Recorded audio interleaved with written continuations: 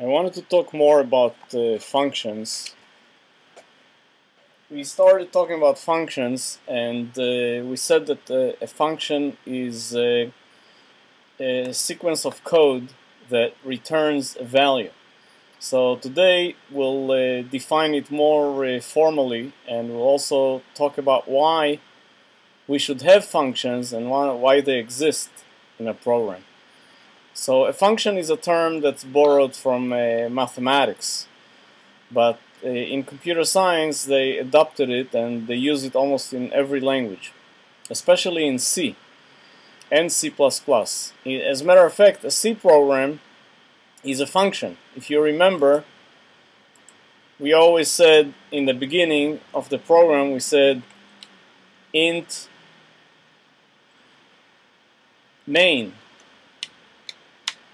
parenthesis, and then we open curly brace. So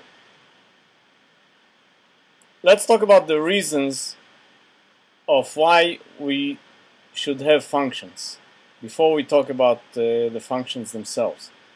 So there are at least 3 good reasons to have functions. The first one is because we can break the logic of our program into different sections of code.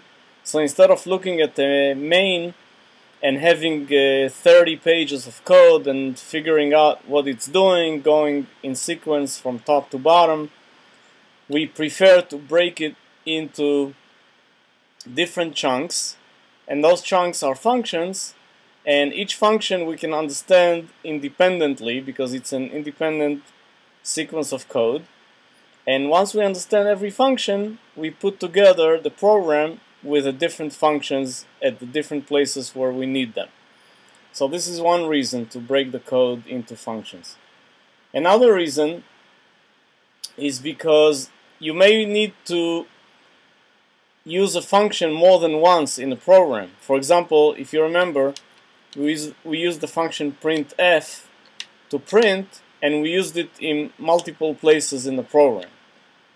So if you write the sequence of code inside a function, you can call that function at different times in the program and at different programs. So it's useful across programs and in different locations of the same program. A third reason is because if we divide the code into functions, divide our program into functions, we can give it to different people to write the different functions, and then we put together the project. This happens when you have a big project and you have multiple programmers work on the same project. You define functions for each and every programmer, and at the end you put it together and the whole thing works. So if you write an operating system like Windows or Mac OS or any other large project, it's usually composed of many functions that different programmers write. Now that we know that it's useful to have functions, let's look at what the functions look like and the way they are built. So here I wrote the function elements. We have a return type. Return type is the type of variable that gets returned from the function. It could be integer, float, decimal, double, character, etc. Then goes the function name. Usually we want to use a meaningful name, and you will see an example, because a meaningful name will tell us what this function is doing without reading the whole function. And then we have a parameter list that comes inside the parentheses, and the parameter list will be according to what we need to work with inside the function.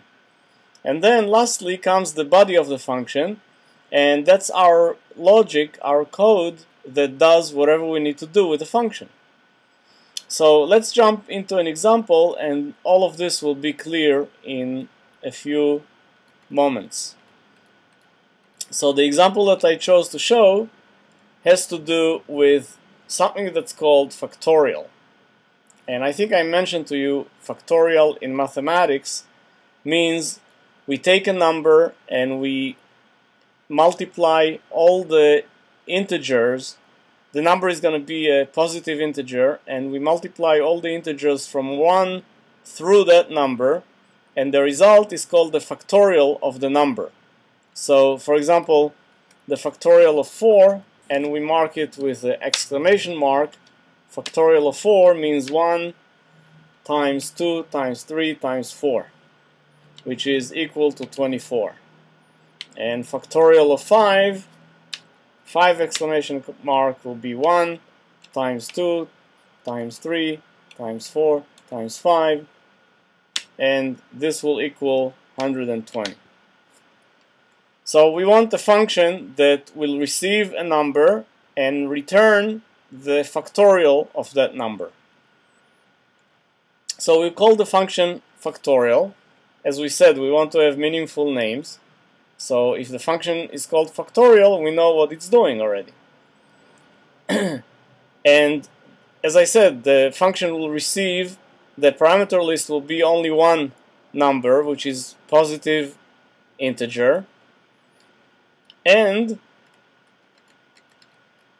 here is the function. This is how it looks. This is the return type, integer. Okay, then comes the function name, factorial. And then in the parameter list, which is inside the parentheses, we have only one parameter, and it's integer, and we call it n. Doesn't matter what we call it, this could be any arbitrary name, but integer is the type. So this must be int, because this is a type, this is a keyword in C. So here is how the function works. This is the body of the function, from the curly brace here up to the curly brace at the end of the function, which is here. So this is the logic of the function. I'm defining a variable base, and I'm entering 1 into that variable. Then I'm defining a variable I, and I'm asking about the parameter. Is n less than 0? If n is less than 0, then it's not a positive integer, and then I return -1. Return ends the function. The word return, it's a keyword. So if I say return -1 here, the function returns a value of -1 and ends. It doesn't go on to the next command. So that is if the parameter is wrong, if n is less than 0. Now if n is 0 or n is 1, then I return 1, because the factorial of 0 is defined as 1, and the factorial of 1 is defined as 1. So the function ends here. Now, if however n is greater than 1, then I loop. I have for I equals 1, I less than or equal to n, I plus plus, and then I multiply base equals base times I, and since I is changing from 1 through n, and base starts from 1, this will give me 1 times 2 times 3 times 4 up until n. So this will be the result. A base will have the result of the factorial of n, and then I say return base, and that's the end of the body of the function.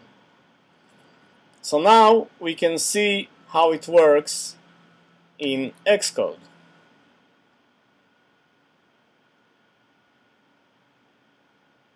I already have it here.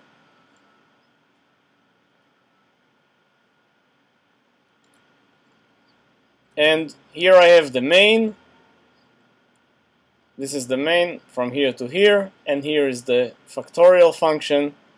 But I think I will defer this portion to the next session because this is too short. I don't have much time left.